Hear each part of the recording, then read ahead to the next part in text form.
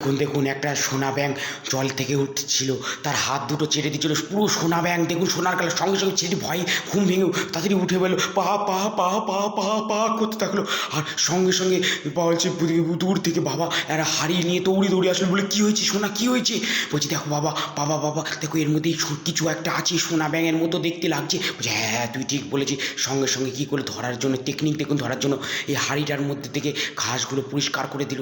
করার পর যত ঘাস আছে ছেলেটি হাত দিয়ে তুলছিল, বাবা কুড়পি দিয়ে তুলে ফেলছিল সব, এবং সুন্দর করে চিত্রাভাবে গর্ত করে ফেললো, একটা ছোট্ট একটা সুন্দরভাবে গর্তটাকে জল দিয়ে ভালো করে সুন্দর করে নিচটা মসৃণ করে দিল। আর যেটা ধরার জিনিস সেটা স্টাইলে কলসির মতো, সেটাই হলো ধরার জিনিস, সেটা হলো ব্যাঙ, সোনা ব্যাঙ ধরার জিনিস। সেটাকে ভালো করে গেঁথে দিল, গেঁথে দেওয়ার পর যেন উল্টি না ওইদিকে চলে যায়, সেদিকে দুদিকে ফাঁদ পেতে দিল। আর ফাঁদ পাতার পর দেখুন দেখুন কী সুন্দরভাবে লাঠি দুটোকে একসাথে রেখে দিল, আর দুটোকে